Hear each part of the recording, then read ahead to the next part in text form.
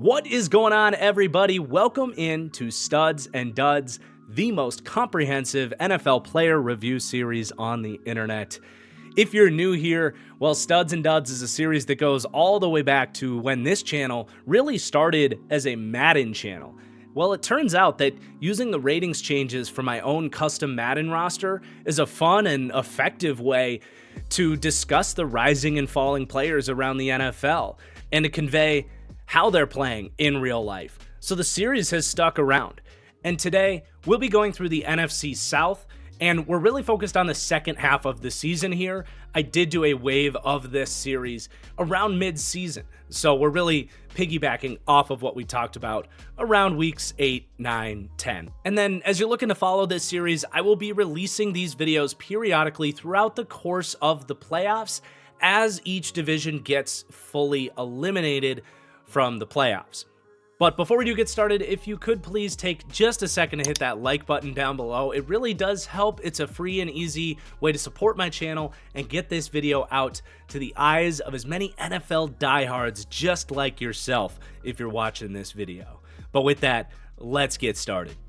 Our first team here is going to be the team that the rest of the NFC South can so gracefully thank for this division getting to go first, with the Tampa Bay Bucs getting eliminated from the playoffs against the Commanders in what was otherwise still a really good season for the Bucs, and a lot of positivity, I think, as they build into next season.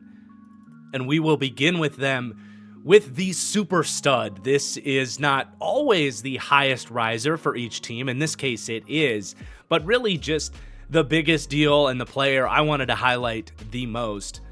Excited to talk about Bucky Irving here. Holy hell, is this rookie running back good. 9th in missed tackles forced per PFF, leads the league in yards after contact. He ends up getting 1,200 rushing yards on the season, including that playoff game, and then just for fun's sake adds on another 400 through the air, and that's not even being the full-time starter this season. He had to really take the starting job from Rachaad White, and as you talk about those receiving yards as well, one of the 8 running backs that had more receiving yards than Bucky Irving this season was his teammate, Rachaad White, so he could have had even more. But by the end of the season, you've got Bucs fans chanting Bucky, Bucky, not Bucs, Bucky. How perfect is that? He's just incredible, man. He's got that shiftiness, of course, that was so well known from him coming out of Oregon. Just the ability to kind of, have that jump cut to make guys miss, but also just have that second level vision. He just sees guys coming from the second level and is already planning to set up his next move as he's in the process of making someone miss. Now, I was too low on Bucky coming in. I have to admit that. I had a 4th round grade on him. He ends up going in the 4th round. But I just didn't think he was going to be a difference maker because he just didn't have the traits coming out. He has clearly passed the eye test enough to say that it doesn't matter that he's not crazy fast or that he's the smallest starting running back in the league outside of maybe Kyren Williams. He has incredible vision, incredible shiftiness, and lateral juice. But I think where I really missed on Bucky Irving and what's really helped him clear that bar is the contact balance. And I thought he had good contact balance at Oregon. It's been exceptional at the NFL level. He really does absorb contact. It's very similar to guys like Kareem Hunt and Alvin Kamara, where it doesn't really matter where you hit him or what angle you hit it from. He's able to brace for contact and has that kind of big lower half, at least a strong lower half. It's not reflected in his weight at 195 pounds, but he just has raw power in his lower half that is surprising to me, and it's a huge part of his success. So he's a monster. He is clearly the best running back on Tampa. I've been down on Rachaad White over the years, but that's not even really a diss to Rachaad White. I think Rachaad White is fine, especially in the receiving game, but it's just night and day. Couldn't be any clearer who the best running back in Tampa is, and a credit to Tampa for just handing the backfield over to him as the season went on, because they really didn't have a choice. But sometimes teams will go with the, guy that's in place and still producing over the guy that's clearly better. So just a total celebration of Bucky Irving. He went up in the first episode, but this is a skyrocket from that, even +7 from the last update. He's up to an 82 rating, sniffing the rating of a top 10 running back already here as he approaches his second season. Just tremendous showing from Bucky as a rookie. But let's move on and talk about the quarterback, Baker Mayfield. It's been a steady climb for Baker this season. He's impressed me in his ability to kind of continue to check boxes that he's here to stay. It was at least a question mark for me, at least after last season. Like, did he just get hot in the second half of the year, or did he settle in and re-arrive as the former first overall pick with the Bucs here? Because the first half of last year with the Bucs was, fine, nothing special. But he's just continued to check boxes that, yes, he is here to stay. He is a good franchise-level quarterback for the Tampa Bay Bucs. Now, it's funny to look back and say it's been a steady climb for Baker Mayfield this season. He went up 1 in our first episode. He went up 1 here in this episode. But the game-to-game reflection from Baker Mayfield, not necessarily steady. He just does have a little bit of a streakiness about him, and I think Bucs fans themselves would agree with that. There's just like 3 or 4 games out of the year he put out complete stinkers, but there really wasn't an in-between there. When he wasn't laying a stinker, he looked awesome. The processing with this Bucs team has reached a very high level. His arm talent has survived all of these shoulder injuries over the years. He's still got a cannon. He makes big throws down the field. I love the way he was able to extend plays this year, oftentimes scrambling like a running back, like a bowling ball through defenders. He really has the ability to play in structure at a high level, to play on time and play accurately, but also to extend and provide offense beyond the structure. So it's, to me, with Baker, every week it's like rolling a 20-sided die. If you get a 5 or higher, you're getting a great quarterback that week. But if you get a 1 through a 4, you might be in trouble for the week. But I think the Bucs will very much live with that for what they're paying them and where they're at. Very easily kind of the definition of what you're looking for in a tier 3 quarterback. And after another good season, I think it's safe to say that Baker has settled in as such. And then we got Mike Evans getting a +2 from an 88 to a 90. You can make an argument I was just too low on Mike Evans. I think that's fair, but I do want to read you some numbers for me to kind of show that I think he's even better than he's ever been. Granted, he missed some time this year, but he has the highest yards per route run in his entire career, so he's been more efficient than he ever has been. He had the second lowest drop rate in his career. That's been just a point of frustration with Mike Evans. Not that it, gets you to say he's bad or anything like that, but once a month, every few weeks, it felt like he would have a critical back-breaking drop. You think back to the playoffs last year, he had a drop that led to an interception out the gate early against Detroit. Like, that's been a theme with Mike Evans over the years. Those didn't happen this year, and that's reflected in his career second career best drop rate. Also, a 63% contested catch rate. Was at 54% last year. 54% is really good. 63% is absurd. I think the term, when we talk about these big contested catch receivers, you'll hear people say a lot, well, with this receiver, he makes a 50-50 ball a 60-40 ball. That actually isn't backed up analytically speaking. The game's best contested catch 50-50 receivers are actually at about 45-50%. Mike Evans has consistently been over 50%, but 63% is close to a career high for him. He has really brought that my ball bitch mentality to the table this season. So into the 90s for Mike Evans, who is arguably getting better with age, and I think cemented his place in the Hall of Fame, tying Jerry Rice's record for consecutive 1,000-yard seasons. Especially doing that, missing games and battling through injury in large parts of this season. But also in the wide receiving core going up is Jalen McMillan, a very nice rookie season for McMillan. Got to clean up some of the drops. The contested catch win rate's not very high. That's why Mike Evans is here. But you saw the separation. You saw the run after catch explosiveness. It will be interesting to see what they do with Chris Godwin. This team is not getting any cheaper. And I do think you saw similar skill sets there from McMillan. Not as consistent or as big as Godwin. I would understand if they want to bring him back. But I do think he does a lot of the stuff that they ask of Godwin in this offense. So he really came on late in the last 4 or 5 weeks of the season. Had some streakiness throughout the course of the year. So you want to see him be more of a steady hand next year. I don't know if you quite feel ready to go with him as a wide receiver 2 at this point. But as a wide receiver 3, as a part of, this picture here, I think they feel very good about where they're at with him as a third-round pick in a deep wide receiver class.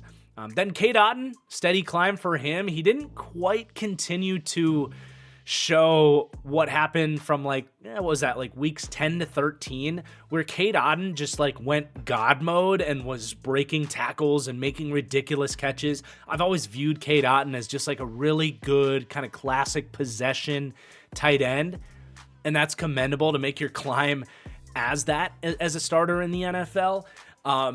But there was some moments in there where I was like, oh, I didn't know Cade Otton was capable of that.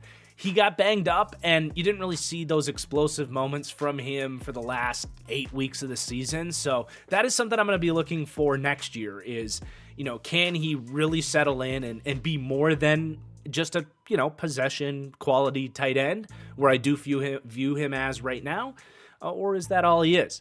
And again, that'd be fine if that's all he is. He was a mid-round draft pick for a reason. My pro comp on him was Cameron Brate, and they've gotten every bit of Cameron Brate. Someone Bucs fans are very familiar with on Cade Otton, but just maybe some of the flashes would say, next year, can we get that rating to jump? We'll see. Then you got Devin Culp, the undersized Washington product. Call him a product because he's not really a tight end. He's more of a big slot wide receiver. Maybe the blocking can come along in time, but they started to throw him the ball a little bit late in the season. He made some catches, so really a guy that wasn't on any sort of draft radar. They took him for the kind of mismatch potential and, showing that he can get out there and catch the ball and get open when they call his number. So, not too much there, 60 to a 64, but someone to have our eyes on next year for kind of 12 personnel mismatch types of looks, certainly. Then with the offensive line, this has been a highlight of the Bucs season, is this group really going from kind of good to great this season. And I want to start this convo with Tristan Wirfs, who has been great really from the moment he stepped foot on the football field. But I want to talk about just how elite he was this season. So Tristan Wirfs, keep in mind, in his second season really ever playing left tackle, because he was a right tackle at Iowa, was great last year. But this year, from a pass blocking perspective, he allowed just 13 pressures on the season. To put that in perspective, if you were a starting pass rusher that only had 13 pressures in a season, you would be banished back to college, and most Division I programs wouldn't take you. To allow less than one pressure a game, there just really aren't a whole lot of words that can describe how unbelievable that is. He was first in the NFL in pressures allowed. Second, by the way, allowed 20 pressures, so more than a pressure a game. Again, Tristan Wirfs was at 13 pressures. Third place had 23 pressures, so 10 more pressures than Tristan Wirfs. A truly lockdown left tackle for the Bucs. He, I think, has very much entered the debate for who the best tackle in football is. It is very difficult to take that away from the aging Trent Williams. I don't think Wirfs is where Trent is as a run blocker, but Williams isn't where Wirfs is as a pass blocker. So it's really special. He's getting a +3 and inching close to the kind of TFG 99 club here with that 95 rating. And then on the other side, Luke Gedeke, had a huge breakout season last year, and I would say he's more kind of sustained the high-end level of play that he had last year. He's not locked down. He's not the most tremendous people mover in the run game, but he's just very good in both departments, and just kind of repeating what he proved last year in his breakout season is going to lead to some steady climbing in the ratings as well.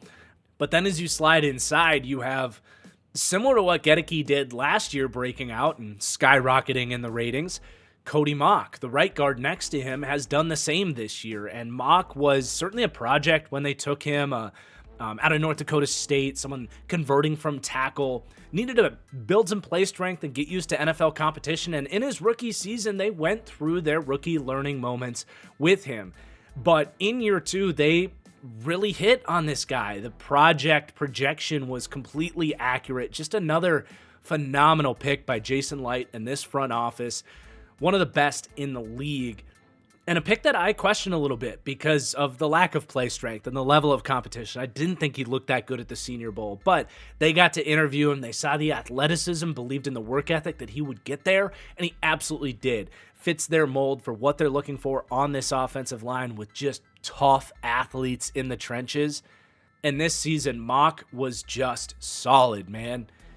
Really good in the run game. I would say up and down as a pass protector, which is better than just being down as a pass protector, which he was in his rookie season.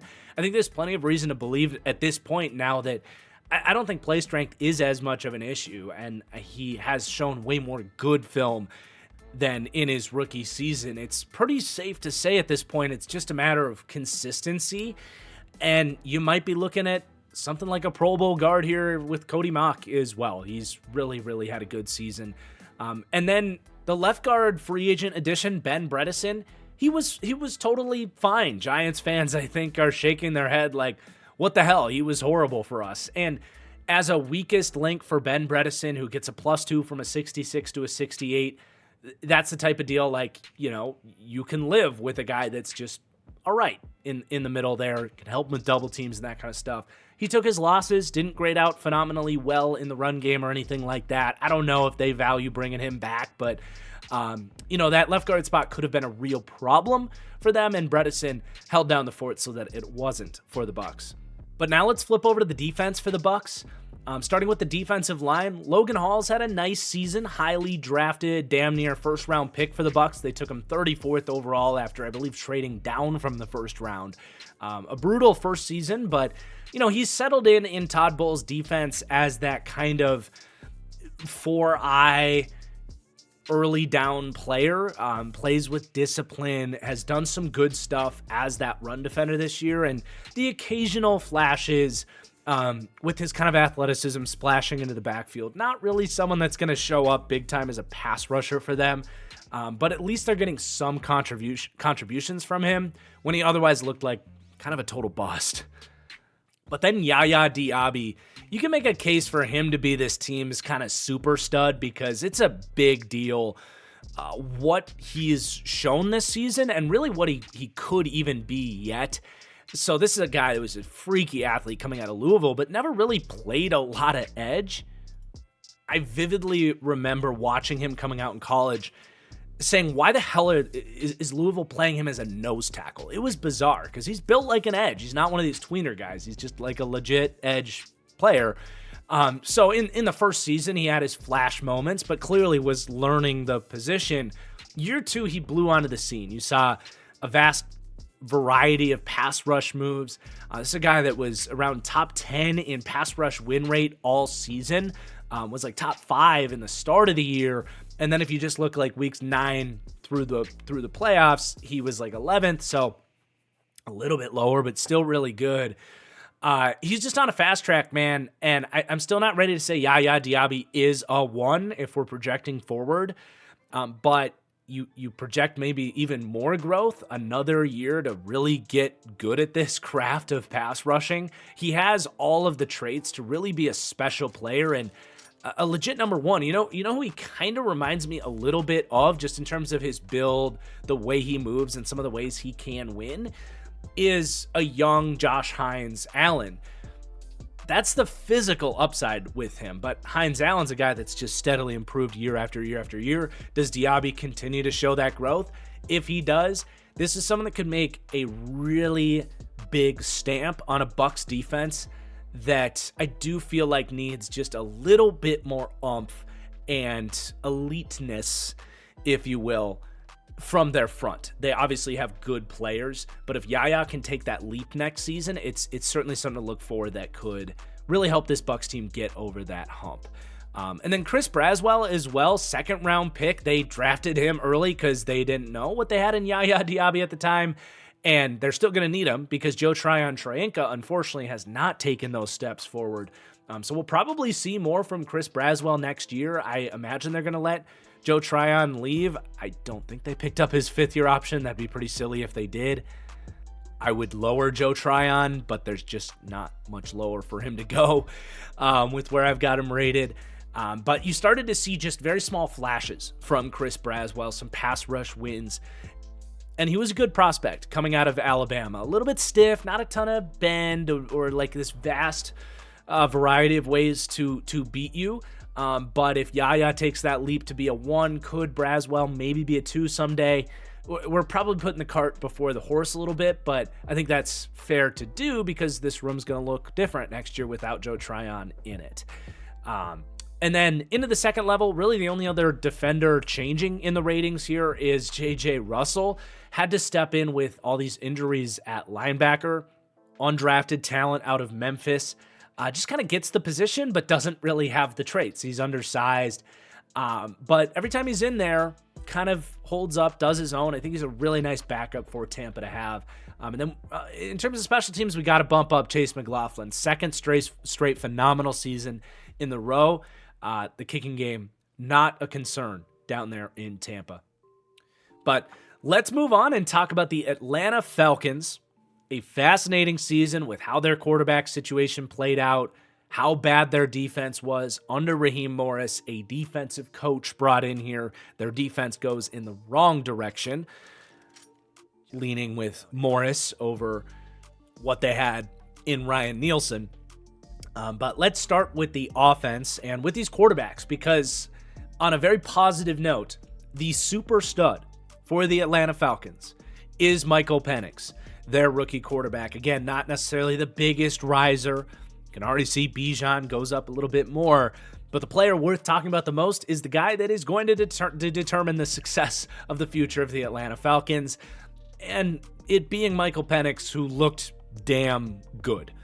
Not all perfect. You look at that big Washington game, there was a lot of sprays in that game, a lot of missed throws that made you kind of just say, that's interesting. But beyond that, even inside that game, he made some big throws. The potential game winner to Kyle Pitts. The way that they got set up with like 3rd and 30 or 2nd and 30 after a snap flies over his head. It looked like it was over, but he battles it and fires it back into the end zone a few plays later to Kyle Pitts. It's a very memorable moment on the season. But then you get to the Panthers game. I mean, pardon my French, but holy shit. 7 big-time throws, 0 turnover-worthy plays. I'm not trying to sit here and say PFF grades are perfect, but a 95.6 quarterback grade in that game is about as high as you'll see on the season. That's going to stack up with, 4 or 5 of the best games any quarterback had all season long. 3 of those games may have come with quarterbacks playing against the Panthers. So take that with a grain of salt. But, 7 big-time throws, that's why you make the change from Kirk Cousins. To put that in perspective, Kirk Cousins had 13 big-time throws in his 14 starts. Penix had more than half of that in a game. Like, dude, he's got the arm. He is not afraid to push the ball down the field. And I think from a processing standpoint, having that time to sit, I think is good for any young quarterback. He looked very comfortable with the offense. And you just got to be encouraged, I think, by what next year could be with Michael Penix. And it's also really crazy as we kind of transition this to the Kirk Cousins conversation, how with hindsight, how thankful the Falcons and Falcons fans are that they did take Michael Penix with the 8th pick in the draft, a pick that caught, I think, everybody off guard. But yeah, they would not change that pick now, right? They would make it again in a heartbeat, because as we talk about Kirk Cousins, this thing just was one of the worst free agent signings in recent memory. We've had some really bad trades, right? The Denver getting Russ and Deshaun Watson, obviously. But in terms of just big free agent signings not working out, this was a disaster. They had full expectations that Kirk was going to give them not just 1 year, but multiple good years of quarterback play here based on the guaranteed money that they paid him. And they are going to have to take their lumps eating that salary cap. It's going to be a team-building hurdle. It won't be insurmountable, but they put this hurdle in front of them when maybe if they had more foresight, they could have just taken Michael Penix from the get-go. I don't know. Hindsight's always 20/20, but he just didn't have it anymore. And you can kind of feel it the first 4 weeks or so of the season. It was like, well, he just doesn't really look like he's able to drive the ball coming off that Achilles at 36 years old. A whole new offense as well. You know, coming from a very rich ecosystem in Minnesota where he had a lot of success, he just wasn't able to press the same buttons that he was, and had to kind of relearn what types of throws were available within this offense with these receivers. And, he never really got on the same page with Drake London. Felt like Darnell Mooney was kind of his preferred target. Could never get on the same page with Kyle Pitts. That might be more of a Kyle Pitts problem. And then he happens to have the 2 Tampa games where he looks like prime Tom Brady this season, which is one of the weirdest outliers of this season, is that Atlanta, I mean, Kirk Cousins in his 2 games against Tampa threw for 785 yards, 8 touchdowns, and 1 interception in 2 games. And he looked incredible. Those happened at like the worst of times for Atlanta, because when he wasn't playing Tampa Bay, he really continued to look poor. And those games came week 5 and week 8. So they kind of talked themselves back into Kirk, and then it became more and more and more evident he had to go.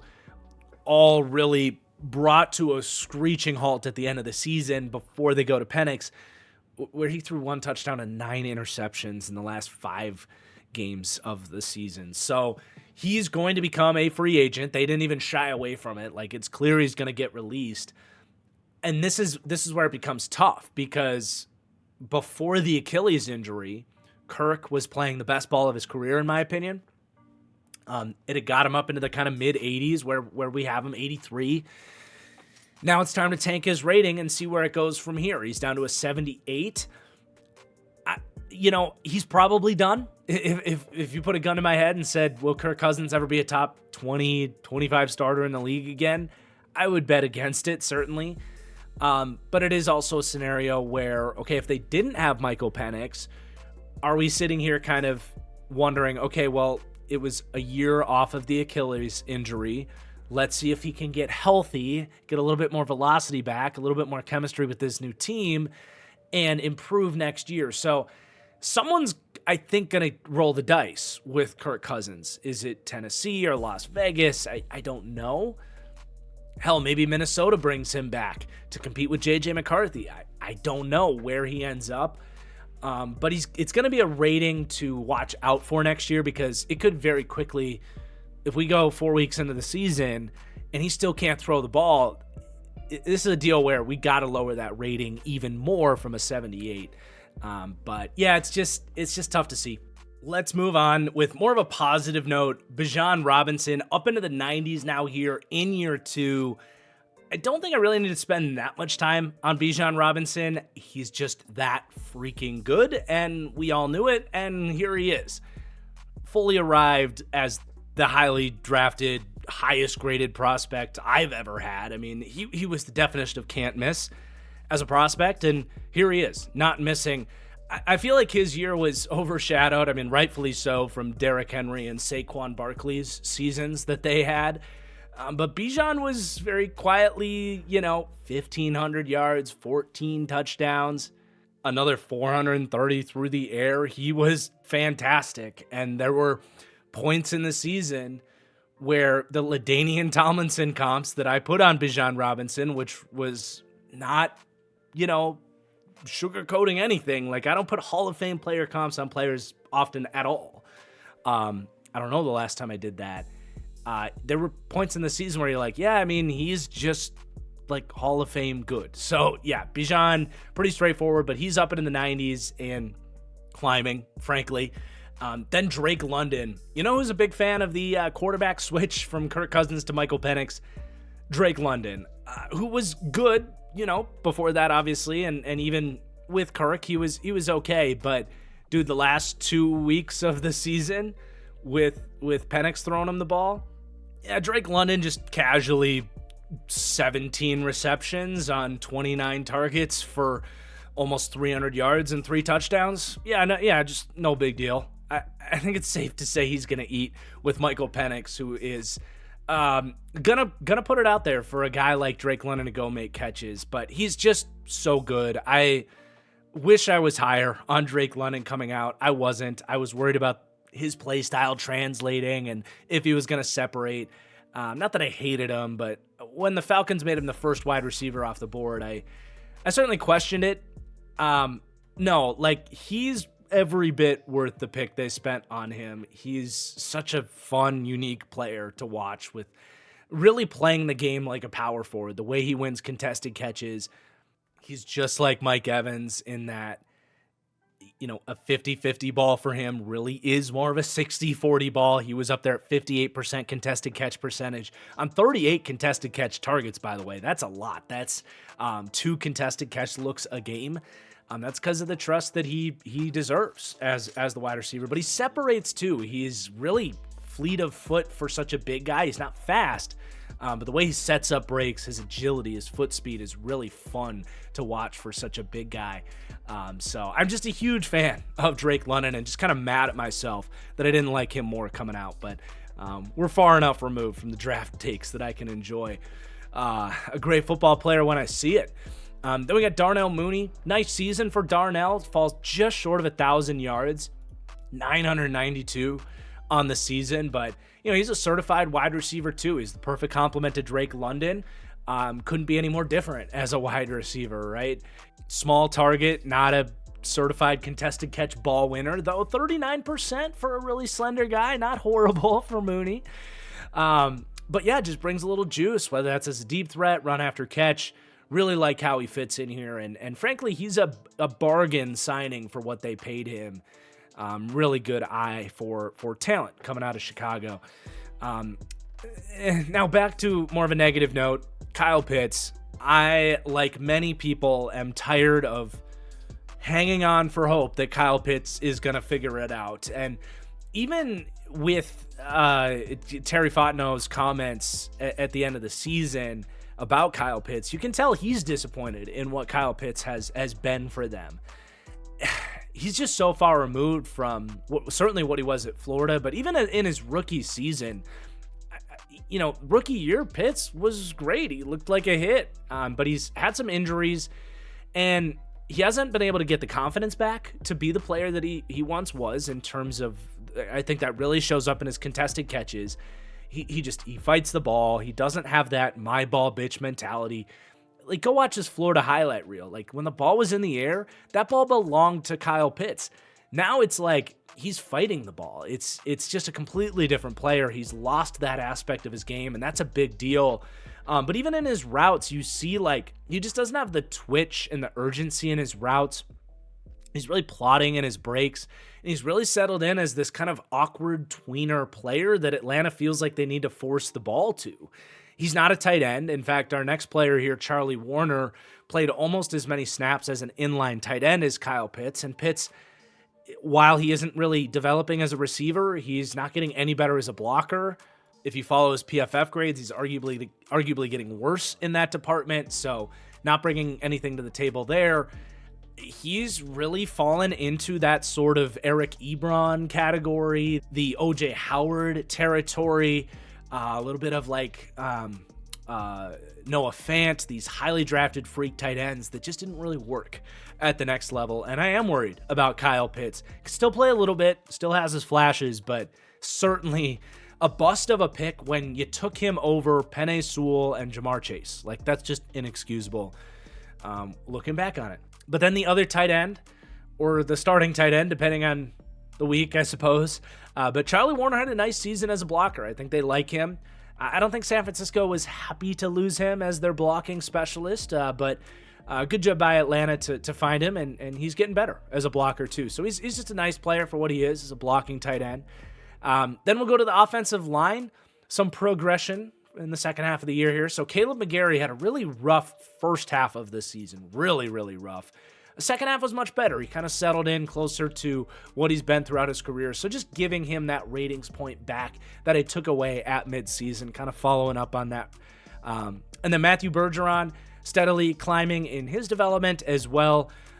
Clearly checks all the boxes you're looking for as a run blocker. Not a big surprise given his college tape. Just such a freaky athlete. And just settling in well there. As a pass protector, a lot of work yet to come. Just good weeks, bad weeks, that type of stuff. But I think they're pretty happy with where they're at with Bergeron. And then at center, Drew Dahlman really missed the first half of the season, came back in the second half, and I mean, kind of a statement to come back and be like, hey, remember, like, I'm a legit starting center in the league. Don't care about the draft pedigree or the fact that he's undersized or anything like that. He's going to hit free agency here this offseason. And kind of a statement by him to say, pay me, Atlanta. Now, the other guy, the App State guy, I can't think of his name right now. He played okay as well at center. We'll see kind of how they value that spot. But if Dahlman doesn't get paid by the Falcons, someone else that likes to run a lot of wide zone with his athleticism in the middle of the O-line might go ahead and pay Drew Dahlman. And he had his best pass blocking efficiency this year as well in what was more of a drop back passing game compared to years past with Arthur Smith and those quarterbacks. Probably going to be a player that you see the Shefty bomb. Drew Dahlman gets a 3-year, $40 million contract. And a lot of people are going to be like, who? Well, you know him from Studs and Duds. But let's unfortunately talk about this defense. Just horribly underwhelming. This team's inability to produce from a pass rushing perspective especially is just bizarre. It's not all bad. There's some good to talk about with some of these guys, but it's nothing too exciting. I'll give you some optimism with Contavious Street, 28-year-old journeyman veteran, kind of reshaping his game a little bit. He's bounced around as kind of a penetrating pass rush specialist, playing a little bit of a different role from a run defense perspective here for Atlanta, but ate up some good snaps as a run defender in that D-line, so a plus for him. And then one of these kind of negative notes is David Onyemata continuing to fall. We lowered him 1 in the last episode, but this time 2 more ratings points down for David Onyemata. Just doesn't really have it anymore, especially from a pass rushing perspective. He's 32 years old, so that's going to happen, but 74th in pass rush win rate for interior defensive linemen. That's always been a big part of his game, and I mean, clearly, just watch the Falcons. They got no pass rush from anybody this year. They were hoping Onyemata was going to be one of the players that could win one-on-ones and get that for them. Clearly wasn't able to do that, so he's got to come down at his age. And let's just talk about Matthew Judon next. I mean, he was even more disappointing than Onyemata. They brought him in a trade, not for nothing. It was, a third-round pick, maybe a fourth-round pick? I think it was a third. And, Judon, the last time he played a full season was really good, but got injured early last year, and Atlanta takes the swing on him. I mean, man, them betting on old players coming back healthy is really the story of this team's season. Could even throw Grady Jarrett in that lump. He was fine, but not the old Grady Jarrett coming off the ACL injury. But yeah, Judon, it's bad. He was 113th out of 118 eligible players in pass rush win rate. We talk about wanting to see at least a 10% pressure rate off the edge as a benchmark for just okay, you can be on the field in the NFL. You can get snaps in the NFL if you're getting a 10% pressure rate. That's kind of like the baseline. Well, Judon was well below that at 7.5% pressure rate, just 25 pressures on the season on 328 snaps. So at least they didn't give him the contract before he played for them. That's one small win for this front office. But going to get him clearly was not an answer. Kind of feels like the classic player that will return to like a Belichick-style system and probably see an uptick in his production, whether that's returning to New England or seeing where maybe Patrick Graham goes, something like that. Wouldn't be the biggest surprise, but a pretty massive fall warranted, I think, for Judon here. Falling down 5 here, 81 to a 76, and that means he fell 7 ratings points on the season. Just clearly not the same guy that we knew from a couple years ago before the injury. But some positive to discuss. Arnold Ebiketie had a nice season for Atlanta. He led all of their defensive linemen in pressures, 39 pressures, 6 sacks. It's nothing crazy, but at least he gave them something where most of their D linemen didn't. Caden Ellis actually led the team in pressures as a blitzing linebacker. They had to really resort to sending the heat. But if anybody was going to win a one-on-one this year, Arnold Ebiketie had some moments this year. I think as a 2 heading into next year, he's fine for them. Just not the most traitsy guy or dominant player to be more than that, but a contract year for Ebiketie next year. I think he's going to do some good stuff next year and continue to climb next season. Staying healthy is a big deal for him. I liked him coming out. I like that pick. So at least good to see him heading in the right direction. But then into the second level, I did hint at Caden Ellis. His overall from the Madden rating isn't going to change because they don't really account for blitzing ability or pass rushing ability from an off-ball linebacker. This is one of the few scenarios where doing this through the lens of the Madden rating has its limitations, but we can at least have the discussion, right? Caden Ellis had a phenomenal season as a blitzer, to the point that I think you can make an argument, especially with Devin White kind of out of the league at this point. Caden Ellis might be the best blitzing linebacker in the league. And this season, he was the most productive one, certainly. He led all off-ball linebackers in pressures with 43, 7 ahead of Frankie Luvu, who is certainly in the conversation. Luvu is kind of like a quasi-edge player. That's almost cheating. Though some of the ways Caden Ellis would line up, occasionally screaming off the edge, doing some of that stuff too, and he's got some of the length of an edge rusher.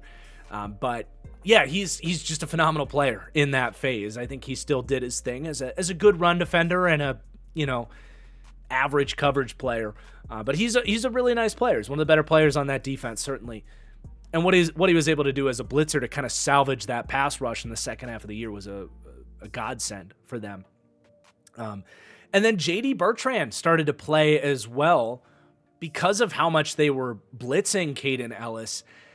They did oftentimes put 3 linebackers out there, with Ellis kind of in more of a pass rush linebacker type of look.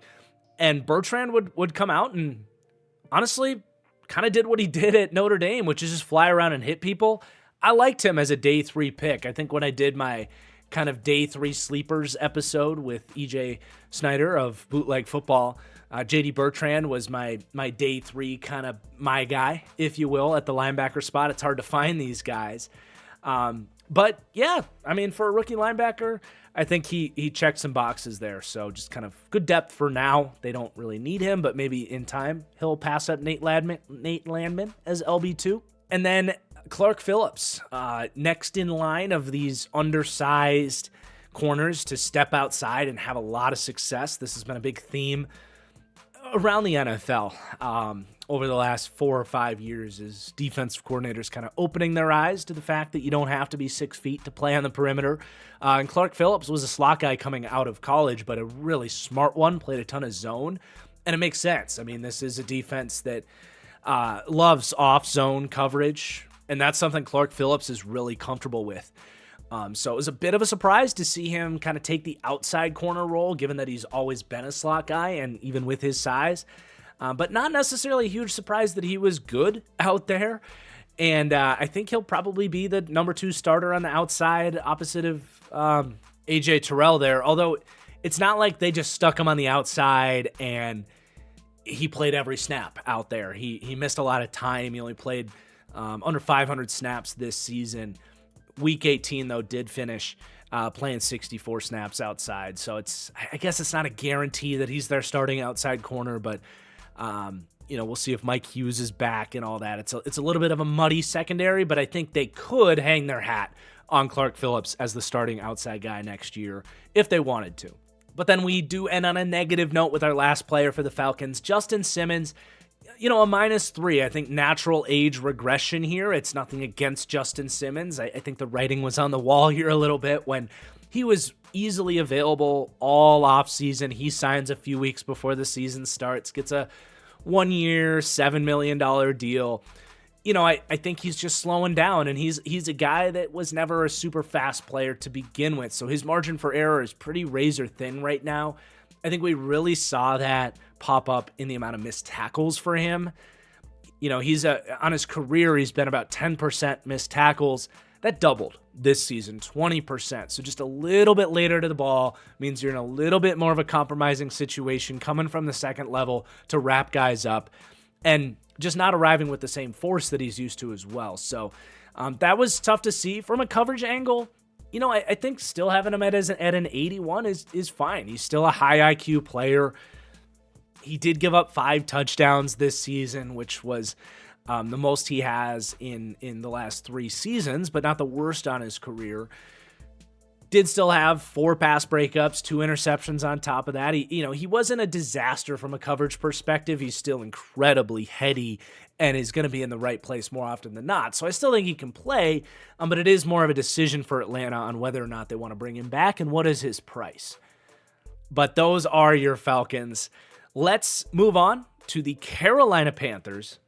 I would imagine this is half the reason people clicked on this video is to hear me talk about the second half of the season that Bryce Young had.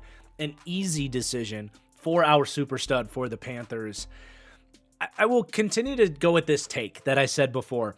If you found someone that sadly entered a coma the day that Bryce Young was drafted and then woke up on the day that Bryce Young was renamed the starter after being benched in Carolina, if you talk to someone that had no knowledge of anything that happened before week 8 when he went out to Denver as the starter, this person would say, yeah, that's exactly how good I thought Bryce Young would be in year 2 as the number 1 overall pick, the guy that infamously was drafted ahead of CJ Stroud. It's just a complete revelation and a true best case scenario for the Carolina Panthers. You could not look back on this season. I don't care how many games they lost. I don't care how bad their defense was. You could not look back on this season and ask for any more from this Panthers season. This was what this was always about. And you got not just your quarterback, you got Bryce Young back. The guy that checked so many boxes, not just in terms of playing on time and showing processing and anticipation, a smaller quarterback that would attack the middle of the field, something he's totally done in this run with the Panthers. But beyond that, the it factor, that magic sort of eye in the back of his head trait, the play extension ability, the stuff that led me to give a pro comp on him of bite-sized Mahomes, whatever that was going to mean. He had that play style about him where the game just seemed to move in slow motion for Bryce Young, and the amount of confidence that this guy played with at Alabama, I think as we've learned over the years, was so important. He lost that confidence. He got lost inside the pocket. You felt his size being a roadblock for him. But whatever changed in this benching, getting to work with Dave Canales, the quarterback savior at this point, what he's done with Geno and Baker Mayfield and Bryce Young, it's incredible work from a coaching perspective. Give some credit to Andy Dalton as well, who I think helped him enjoy playing football again. Let him realize, hey, it ain't that deep, bro. Just go have fun. That's what I've been doing the last 6 years of my career. I'm going to get my ass kicked on these Saints and when the Cowboys' offensive line was really bad on those bad Bears teams. He's like, but hey, I'm still out here slinging it. It doesn't matter. I think that really mattered for Bryce Young to see that, see his day in, day out approach, and just come back a completely, revitalized young player. And now the conversation becomes like, just how far is this going to go? What is the real upside here? Because we clearly saw a guy that can play in the league, that's going to be a starting caliber quarterback, one of the 32 best quarterbacks in the league for whatever that's worth. But you obviously want more from Bryce Young. So next year is going to be such a fun year to really get a look at how far this could go, what the upside's going to be. And I'm not really going to have too many strong takes about that. We've seen a lot of bad play from Bryce Young. We've seen some moments where his size hurts him at times, where his arm strength hurts him at times. And I don't think you just forget about those things. But even with the benching and missing, 6 games this season, Bryce Young was still 7th in the NFL in big-time throws per PFF. That's 3rd in big-time throw percentage. And then he also took care of the football. He was 13th in the NFL in turnover-worthy play rate. PFF passing grade from week 8 on, he was 8th in the NFL. So, the second half of the year, we are talking about a top 10 level quarterback. And you saw all of it, the structure stuff and the out of structure stuff, the big throws and being careful with the football. It's just, and to do that really with no wide receivers, with Adam Thielen, with Xavier Legette letting him down in all these big moments late in the games. It's exciting. There's no other word to use to describe this with Bryce Young. I now have him at a 75 rating. There's still a long way to go here.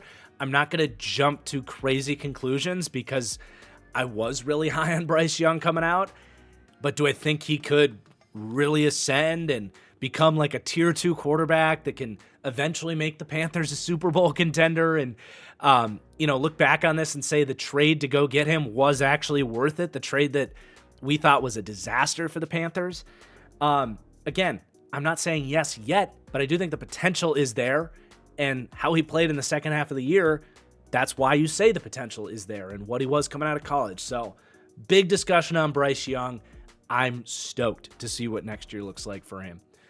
But let's talk about the rest of these Panthers. So at running back, Chuba Hubbard, if we weren't sitting here, gassing up Bryce Young, we'd be talking about Chuba Hubbard as this team's super stud. What a season for Chuba to really land himself as about a top 10 running back in the NFL. I mean, he was 9th in yards per attempt, 8th in yards after contact, 11th in missed tackles forced. He was the engine of this offense and just legitimately great as a running back. And this year was a reminder, too, of really what Chuba was in college. He was a guy that in a football atmosphere where it was blasphemy to even suggest a running back going in the first round 4 years ago. That's where we were, that was like the middle of running backs don't matter as a idea with football teams. Even in that climate, he was a potential first round pick. And then he kind of shocked everybody by coming back to school when he really had nothing left to prove. He gets hurt and clearly slowed him down. And I still don't think he's quite as explosive in terms of the long speed that we saw in those earlier days at Oklahoma State. He was very similar to Travis Etienne to me as an explosive straight line runner. I don't think he has that long speed in his bag anymore. But in terms of just the vision and the contact balance and the toughness as a runner, and really the way he's reshaped his game over the years, too. I think he runs with a lot more power and grit than he ever had to at Oklahoma State. So he's reshaped his game, too. But it is just a reminder, this isn't just some out-of-nowhere rando that becomes a top 10 running back. This is a guy that once upon a time certainly had that potential and needed to rediscover it. So really exciting for Chuba. And, the Jonathan Brooks thing really sucks. But you can stomach it a lot more when Chuba has the breakout season that he did, where they had to pay him. The Panthers were not, even if they spent a second-round pick on a running back, the Panthers were not in the business of letting great players that were good locker room presence, and a clear leader go. That's just not where that locker room is at. So really happy for Chuba. Adam Thielen as well. While I dissed what Bryce Young had to work with, Adam Thielen did make some plays, man. And it's just, for me, with him, it's all about the awareness and the hands. Him being in the right place at the right time, kind of Bryce Young's safety blanket in many of these critical fourth downs as a blitz beater on these corner routes. But just, he made one-handed catches. just his concentration at the catch point, going back to his prime, that was always the thing with Adam Thielen, was his ability to kind of see the ball in while he's getting hit, while he's on the sideline, while he's falling down. Really, really special trait of his, and he still has that. So I think he'll be back. I really do. It's when they signed him, to me, it felt like a Band-Aid, that he wasn't going to see through that contract that was probably bigger than he might have expected. But he kind of continues to defy the odds and hanging on to this position in Carolina longer than you might have thought. And then Jalen Coker, the guy that my comp coming out was shades of Adam Thielen as an undrafted free agent out of Holy Cross. He's really exciting. And you might even be more excited about Coker than you are about their first-round pick, Xavier Legette, right now. It's not a bad problem to have when you have an undrafted free agent that's playing at such a high level. But he's got a bright future. I mean, for me, the floor on Jalen Coker is he is like the best wide receiver 4 in the league, with just sure hands, a smart guy, chip on your shoulder mentality. I think he could absolutely be a 1 of 3 starter for this Panthers team. I do think his skill set is redundant with Adam Thielen. I think you want more speed out there than the combination of Coker and Thielen. But certainly, as you look past Thielen's years here in Carolina, you can get really excited about Coker as that real possession trust guy in this offense. And he's a savvy route runner, but he just doesn't have the elite juice that even a guy like Xavier Legette does have for you. So all that considered, a +4 for Jalen Coker. We really pegged him as one of the premium free agent pickups any team had. And happy we highlighted that, because he's probably been, off the top of my head, the best undrafted player in the league this season, at least as a rookie. But I do want to talk about Legette a little bit. No change in the rating at a 73 overall there. Just an up and down season for him. You know, you watch the tape and you see the separation. You see him getting open deep and even making some catches down the field. That's what they brought him in to do. But man, the drops, and really the high leverage drops, like when he dropped the ball, just backbreaking. Like I don't have the exact time notes on when these happened, but it felt like 2 weeks in a 3-week span, Bryce Young threw what should have been game-winning passes to Xavier Legette, and he failed to come down with it. The big one was in that Eagles game, especially, but he's just in his head right now. It wasn't a problem for him at South Carolina. It's just a big year for him next year. There's no way around it. They're going to have to, I think, bring in one other player to kind of try to push this room forward. You know, you go Legette, Coker, Thielen, some of the good signs we saw from Jatavion Sanders as well. It's a workable group, but they'd be silly not to bring in someone else to kind of compete here. And Legette's going to have to outdo that competition. And the way he's going to do that is by earning Bryce Young's trust on these down the field throws, because that's his role in this offense. He's just going to have to get to work and find that confidence again. And it's going to be a coin toss on whether or not he can. Everything else is there, though, in my opinion. I think he's a better route runner than he gets credit for. The separation's good. The speed, the juice, it all checks out. It's just focus drops. So go get to work, Legette. Everybody in Charlotte is counting on you, including Bryce Young. But let's talk about this offensive line that was a massive success for this Panthers team. Ikem Ekwonu settled in and was just much better this season. You still saw some hiccup losses in pass protection. He's still got a ways to go before he's solidified himself as like a great franchise left tackle, but did really good stuff in the run game, getting back some of his confidence from what he had at NC State as this mauler. Frankly, Trent Williams comp in terms of some of the stuff he did in the run game for NC State. That just hasn't really been there. Starting to get closer to that.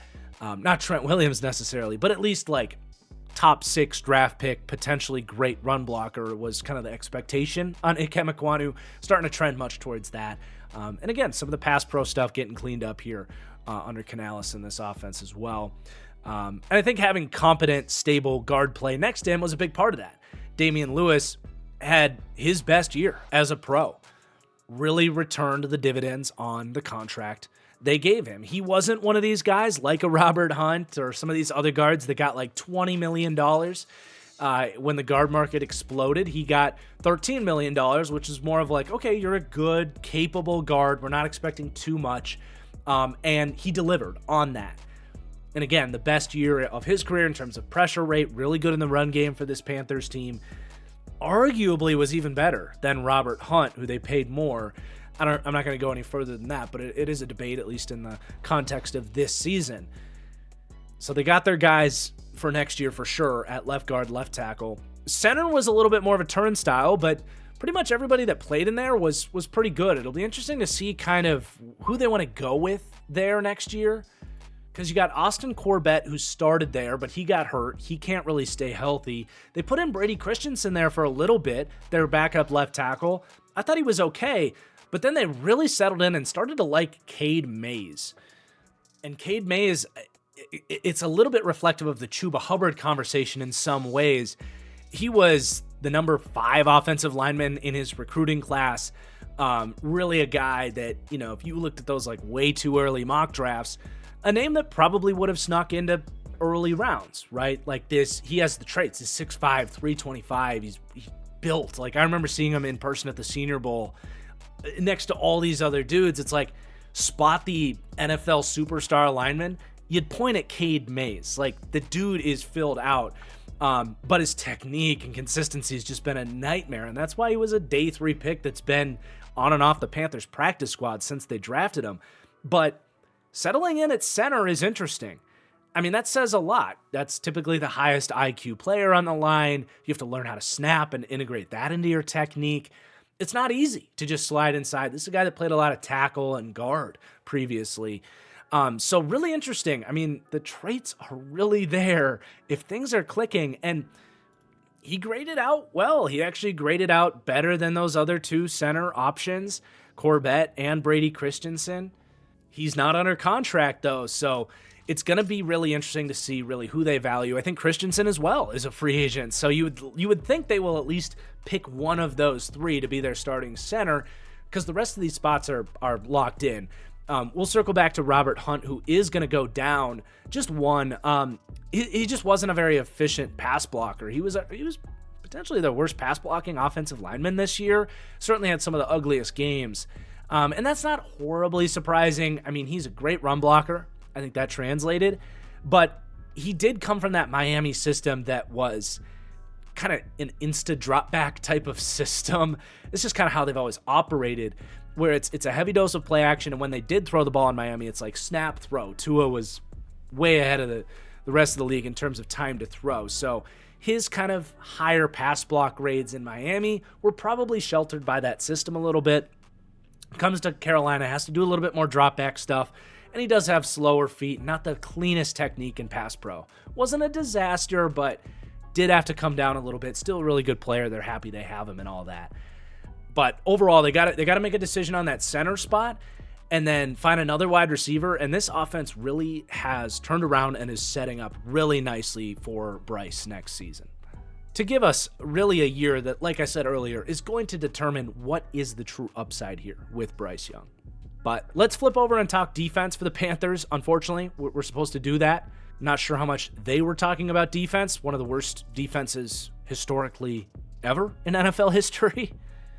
And with this group really being a bunch of rotating, undrafted, and street free agent talent, there's just not a lot of names worth really like changing, because they all just played really bad and would have been rated really bad before playing.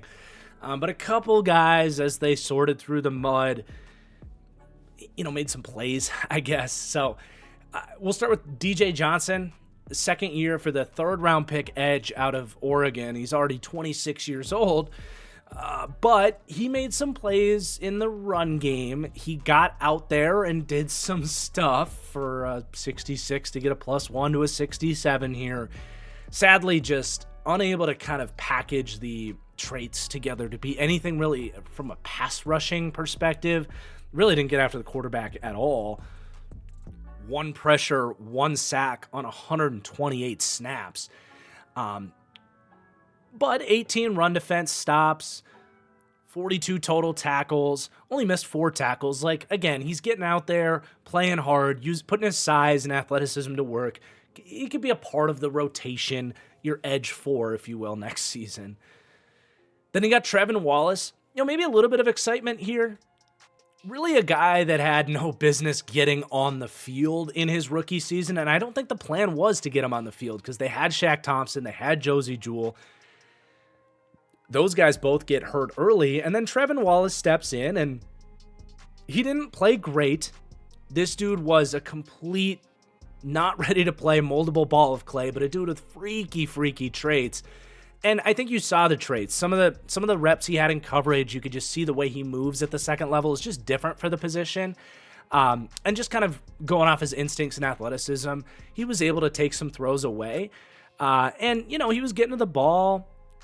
Pretty good missed tackle rate. 12% is not horrible for a rookie. Definitely not where you want to see him in terms of getting to the ball on time and all that stuff. He was part of the problem, I would say, in terms of this being a historically bad run defense. And then he missed the last month of the season. But, I think you look at him and getting some playing time in this type of a season might be a good nod towards his development. I don't know if he's going to be starting next year or not. I don't think he needs to be starting next year. He's not even 22 years old yet. But he's at least a player stashed on this team that might have a future as a starter at some point. And then you go into the secondary. Mike Jackson, interesting, because watching the Panthers, and I think a lot of Panthers fans, I consider myself a Panthers fan, having just moved back from Charlotte and watching all these Panthers games, a lot of frustrating moments from Mike Jackson. He's this kind of plodding, slow, outside corner. He's usually out of position on the deep ball, a lot of penalties, and just... He's not an ideal starter, certainly. But looking back on the season he had, if you can get over some of the ugly, clunky reps that he does have, because he's built like a freaking strong safety out there. He just doesn't look like a modern NFL corner. And some teams were certainly able to take advantage of that. And teams all season were trying to. He was targeted the 11th most in the league, yet his completion percentage allowed was 66%, which is straight like middle of the pack. And he did end up third in the NFL in pass breakups. He actually did some nice stuff, to the point that I wouldn't be stunned if they bring him back, because they just don't have any other cornerbacks here. And, he did some decent stuff in Seattle before that as well. So this was a pickup that could have been a lot worse for the Panthers, especially considering they have just no pass rush in front of them. This is a guy that you want in receivers' faces, jamming them, taking away easy stuff, not having to cover deep down the field 4 and 5 seconds into the play, which is typically what happens in Carolina because their pass rush was so bad. So a little bit of love for Mike Jackson. Not so much for the other Jackson that they brought in free agency, Dane Jackson. Horrible season. I thought he was going to be okay. He was a nice CB4 for Buffalo, kind of a first man in that had inside-outside flexibility. Not so much. He was just getting picked on left and right. He dealt with injuries as well. That certainly didn't help. They had decent expectations for him. They did give him a 2-year contract. We'll see if he's back. They know more about the injury and how much that might have slowed him down. But clearly getting out of that Buffalo infrastructure where they're really good at coaching up that secondary was a tough break for Mr. Dane Jackson. And then at safety, Jordan Fuller, another free agent signing that just didn't really work out for them. He gave up 5 touchdowns this season in about 8 starts, and really just didn't have any ball production either. He had some good years back there with the Rams, but he's just kind of had a falling out. I think he's like a decent backup safety. It's not a train wreck or anything. It's just a, -1 down to a 76. But yeah, he's probably not going to be back for them either. It was just a 1-year, $3 million deal for him. So that kind of shows you too what the league thinks of Jordan Fuller. They did, however, have an undrafted rookie safety step up, and this is kind of a theme for the Panthers. Are these guys that were like way too early mock draft superstars? Cade Mays, Chuba Hubbard, Damani Richardson is a guy who, when I saw, his name popping up for the Panthers kind of starting late in the season, I was like, wow, that's a name I haven't heard in a while. I do remember watching him at Texas A&M and thinking, man, this guy he doesn't really have the coverage feel of a safety, but boy, does he like to hit. And that's kind of what he did for the Panthers. He was flying around, hitting dudes. He ends up with 52 tackles on the season, missed just 7. Like, that's pretty dang good for a strong safety. Really no ball production, did have 1 interception against Kyler Murray and the Cardinals. Only time he got his hand on a football in coverage. But at least as a special teamer and a backup safety, they very well may have found something there. And then one other guy I didn't mention, no ratings change, but Jadeveon Clowney really came back on in the second half of the year. I discussed him at the midseason point because he really was off to a bad start for the Panthers, but was maybe dealing with some injuries. And he's also coming off of a breakout career year last year in Baltimore, where a lot of guys have career years. So was a little bit worried that this was just him kind of regressing back to being kind of a mid-range edge number 2. But thankfully, he really settled in the second half of the year and was really meeting the rates that he played at in Baltimore last year. So it was a 2-year deal. They gave him legitimate money, and I fully anticipate that he's going to be a big part of their rebuild of this defense with getting Derek Brown back, as Clowney as a number 2 to Derek Brown, and maybe another guy through the draft. And with those pieces, you can really turn this defense around pretty quickly, I think. With a coordinator I like still, who just was dealt an impossible hand this year, you could really get back in a hurry. But let's talk Saints. I think Saints fans love this series because it's a team that just didn't get a whole lot of coverage this year. Not the most fascinating team in the league, but we are glued in for this series. So their super stud is going to be a player I really liked coming out. Another rookie here with the super stud, Kool-Aid McKinstry. When they drafted him, not really a clear path for him to play, but I think very clearly in hindsight we can see they anticipated maybe trading Marshawn Lattimore and giving the starting opportunity to Kool-Aid McKinstry when he was ready, and that's exactly what happened. He goes from playing 5, 7, 18 snaps as kind of a dime player to Marshawn Lattimore's traded. There you go. Starting job on the outside, doing exactly what you did at Alabama. Was always such a great fit with this style of Saints defense that loves press man coverage. Even if McKinstry wasn't the fastest player, he always reminded me of like Pat Surtain if you just turn the athletic knobs down like 15% and the size knobs, but just so technically sound, always composed, and just stays in guys' hip pockets. He's just a really sound player. I was really surprised he went as late as he did, the 41st pick in the draft, and the Saints, I think, traded up to get him, right? Or maybe he fell in their lap, but either way, it was just the perfect fit schematically speaking, and it wasn't, locked down by any stretch of the imagination. Took the occasional loss, as any good young rookie corner will, but 58% reception percentage is well above average. He had 5 pass breakups to just 2 touchdowns allowed. Really some good numbers and some good moments in there for Kool-Aid McKinstry, who should have a really nice future as a starting corner in the league. Don't know that he'll ever be a superstar. I don't think he's going to be Pat Surtain. That's almost impossible territory, but really nice pick and a really nice player. I will say, keep an eye on the kind of coaching change and the scheme change potentially. Really like Kool-Aid in a press man system. So like if they go get Aaron Glenn to come back to New Orleans and kind of keep running the same system more or less, that's great. If you go with more of the off-zone anticipation type of corners, then you might be a little bit more curious about how he's going to play in that type of system. I think he's smart enough, though, that he'd figure it out. He's just been asked to do a lot of press man to this point in his career. But let's talk some offense here for the Saints. I'll tip my cap to Derek Carr. He's probably my least favorite quarterback in the league. I'm not afraid to admit that because he's the most boring, timid quarterback in the entire league. No upside at all. I hated when the Saints signed him, and I think a lot of Saints fans hated when they signed him. But in Kubiak's offense that has a lot of like designed deep shot attempts, we saw this early in the season with Shaheed and later with Marquez Valdez-Scantling, that's Carr's problem. If you allow him to throw the ball short of the sticks and take a check down on third down, he's going to do it. But if it's early down and you say, we're throwing the deep ball, I'm going to scheme it open for you, you're going to hit it for me, he can throw a really beautiful deep ball. And he did have a very efficient season. Now, that's not to say I wouldn't move on from him, and I don't want this to be like a total rebuild, but look, he played pretty well after a really rough year the year before that. I thought he was really bad the year before.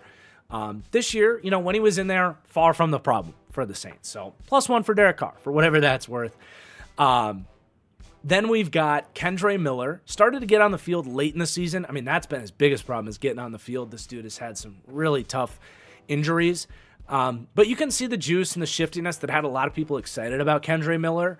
A lot of broken tackles and some decent runs down the stretch once he got on the field. So a little bit of love for the young running back. We'll see where he plugs in next year.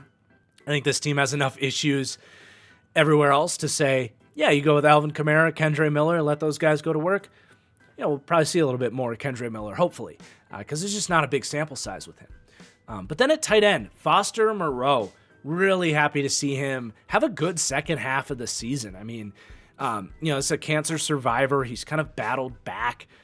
And I think, him and Juwan Johnson and what they do with Taysom Hill, it's quietly like the most fun aspect of this offense are the 3 different tight ends they have. These guys are complete different styles, but Moreau is the guy that allows them to do that stuff because he's actually an inline wide tight end when they need that role. And he's a pretty good blocker, and he made some really big-time catches down the stretch.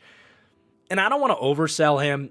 We're 6 years into his career. He probably is what he is, but he's always been a guy that's fascinated me because he's had a hard road to like big opportunities. He was at LSU when they had Jamar Chase, Justin Jefferson, and all those guys.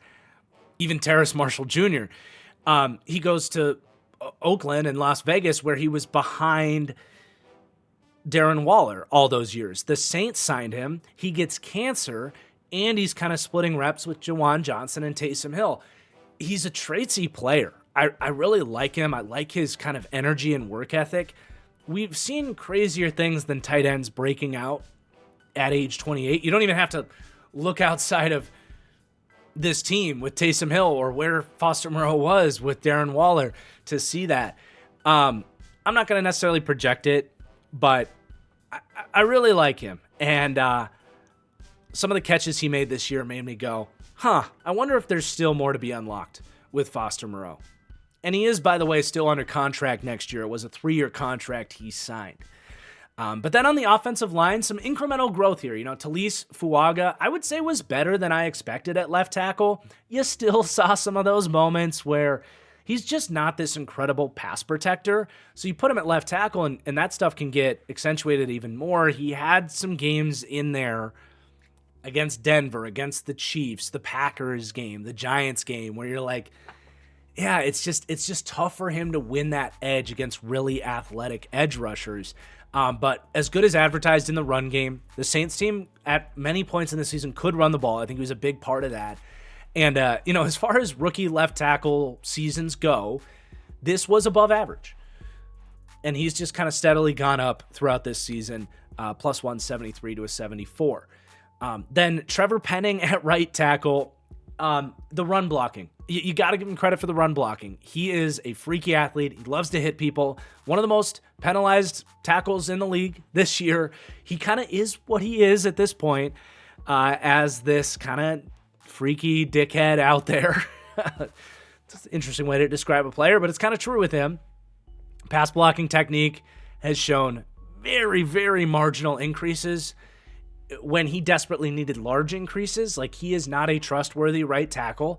I would still be considering replacing him as a right tackle.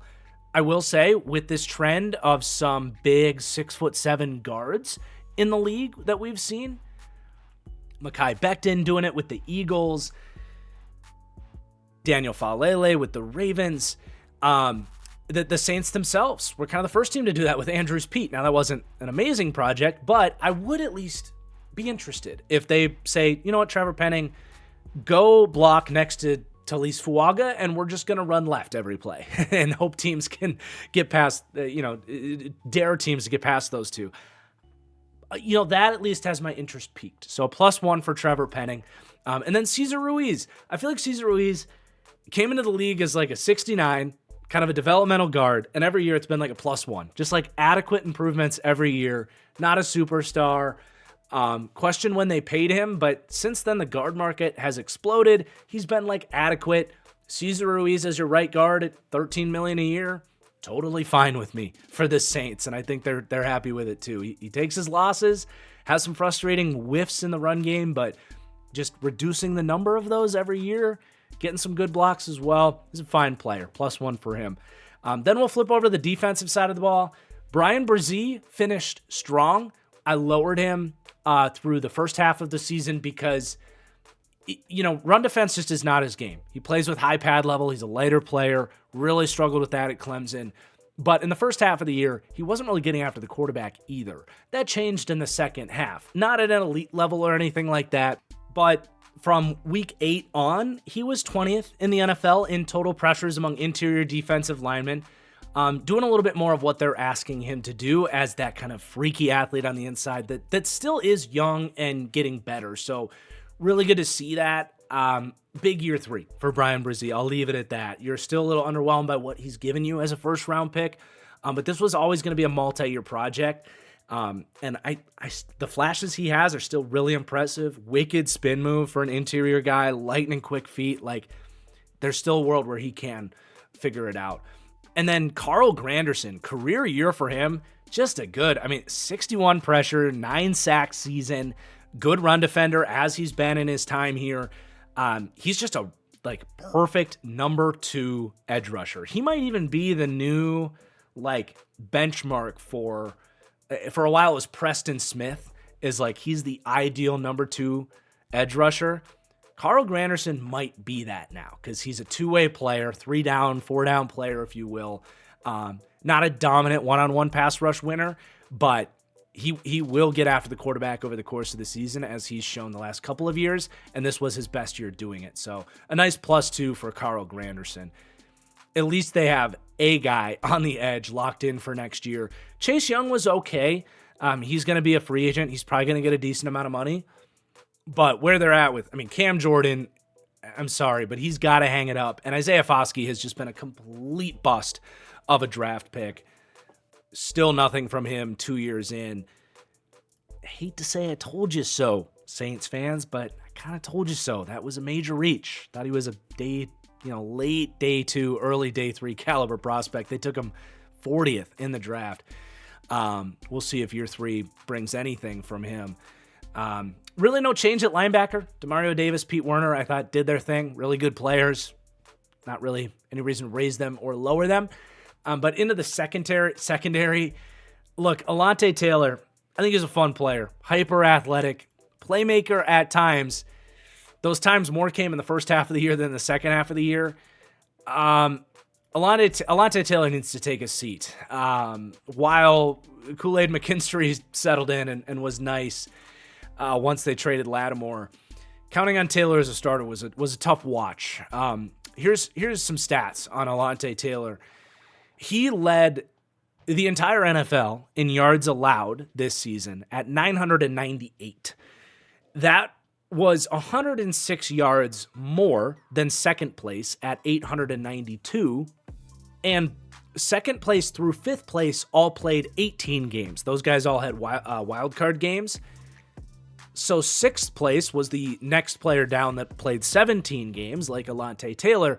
That was Cam Taylor-Britt. I guess Taylor's just not a good name for a corner, because Cam Taylor-Britt was sixth in yards allowed, but the gap from sixth to Alontae Taylor at first for yards allowed was 250 yards. So he was, by the metrics, inarguably the worst cornerback in the NFL this year. And he is a free agent. I'd be a little surprised if they brought him back. But ironically, the role he needs to play is that PJ Williams role, which was a Saints thing where he's got to be that fourth dime back. He's not really responsible for anybody, but he can just kind of buzz around, play aggressive, lean into his speed, trust his eyes, and be a playmaker, matching him up one-on-one as we saw and have seen over the years, he just is not consistent enough in his technique and really patience as a corner. So yeah, tough to see with Mr. Alontae Taylor, former second-round pick there. And then into the secondary, Tyrann Mathieu, very similar conversation with what we said about Justin Simmons. Still a nice player, but you're seeing at 32, going on 33 years old with Mathieu, just not able to get to the ball quite as fast as he once did. You're seeing that missed tackle rate skyrocket as a result, and just not in the same position to be a playmaker that he once was. So a -3 for Mathieu. We lowered him in the first episode as well. So -4 on the season. Still an 83 though. Like I still think he can play, but not going to be a superstar defender for you. He needs to be more of a piece on the back end than your best defensive player, which the Saints have asked him to be one of their best defensive players here for a while now. Will Harris, on the other hand, veteran safety, former corner.